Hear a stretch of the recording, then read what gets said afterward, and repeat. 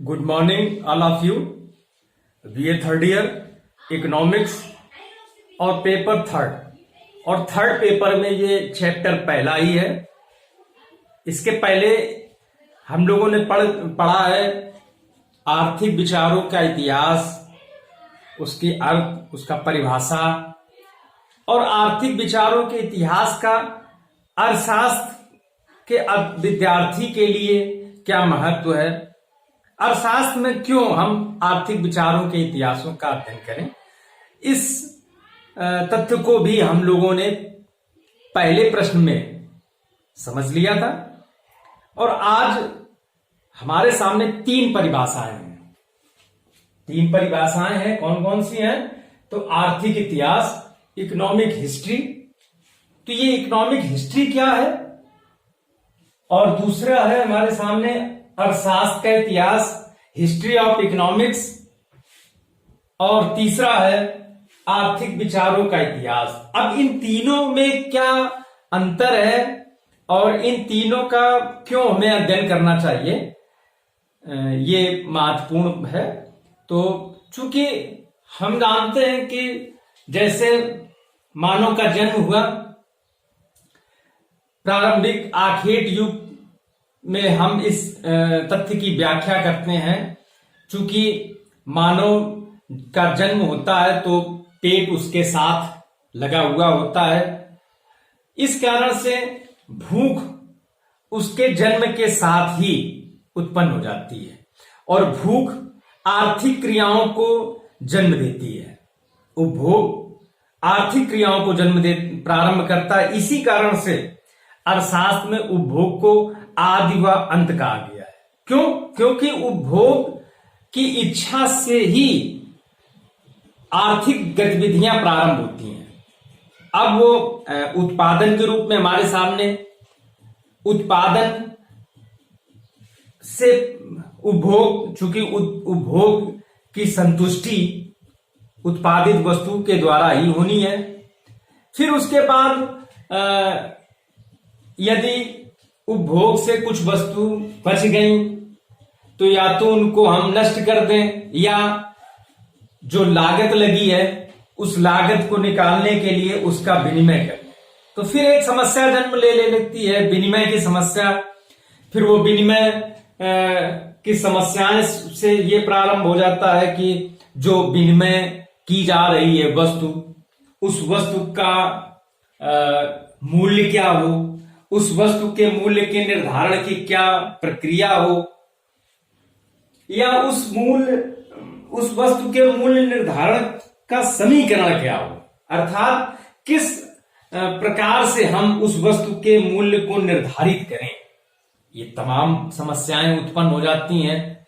अब इन सारी समस्याओं को यदि सुलझा लेते हैं तो फिर उसके बाद एक और हमारे सामने विभाग उत्पन्न हो जाता है, वो वितरण का है कि आखिर जो चूंकि उत्पादन एक सामूहिक कार्य है, सामूहिक कार्य होने के कारण से उत्पादन के सभी साधनों को उनकी उत्पादकता के आधार पर उनका अंश चाहिए। तो ये वितरण में फिर एक समस्या उत्पन्न हो जाती है। तो इस प्रकार से उपभोग, उत्पादन, विनिमय, वितरण की इस प्रकार से ये क्रम प्रारंभ हो जाता है। तो इसलिए उपभोग को अर्थशास्त्र में आदि व अंत कहा गया है। तो सबसे पहले इसमें देखते हैं आर्थिक इतिहास। तो आर्थिक इतिहास के अंतर्गत समाज की विभिन्न आर्थिक क्रियाओं के विकास का अध्ययन किया जाता है। समाज की विभिन्न आर्थिक क्रियाओं के क्या विकास का क्रम रहा है, ठीक, मानव के जन्म से लेकर वर्तमान समय की स्थिति, सभ्यता के जन्म से वर्तमान स्थिति। तो इस प्रकार से आर्थिक क्रियाएं जितनी हुई हैं उन सबका अध्ययन आर्थिक इतिहास में किया जाता है। प्राचीन समय में भी मनुष्य अपनी आर्थिक समस्याओं का समाधान करने के लिए आर्थिक क्रियाएं करता था। वर्तमान समय में भी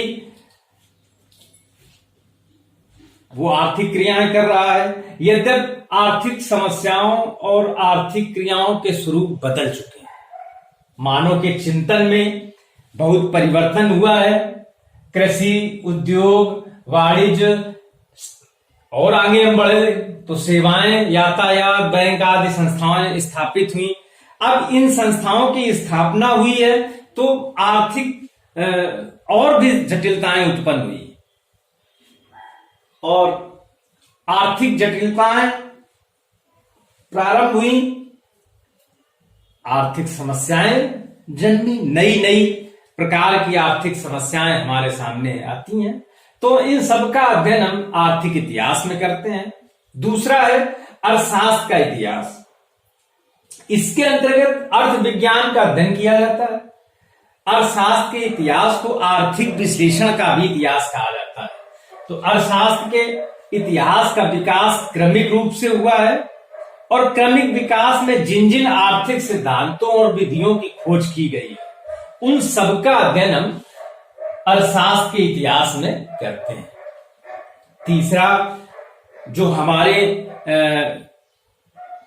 थर्ड पेपर का जो शीर्षक है, जो नाम है आर्थिक विचारों का इतिहास, तो इसको हम लोगों ने पहले प्रश्न में ही इसको परिभाषित किया था। ये आर्थिक विचारों का इतिहास एक व्यापक शब्द है जिसमें प्रारंभ से लेकर आज तक आर्थिक विचारों का अध्ययन किया जाता है। आर्थिक विचारों का इतिहास अति प्राचीन है जिसका जन्म मानव जन्म से प्रारंभ होता है। वर्तमान समय भी इसके अंतर्गत आ जाता है। इसके अंदर अतीत से लेकर वर्तमान समय के आर्थिक विचारों का अध्ययन व विश्लेषण किया जाता है। तो इस प्रकार से इस प्रश्न में तीन छोटी छोटी परिभाषाएं जो हैं ये हैं आर्थिक इतिहास, अर्थशास्त्र का इतिहास और आर्थिक विचारों का इतिहास। तो ये 60 लघु उत्तरीय प्रश्न में ये पूछ लिया जाता है और इस प्रकार से यह प्रश्न पूरा हो जाता है। धन्यवाद।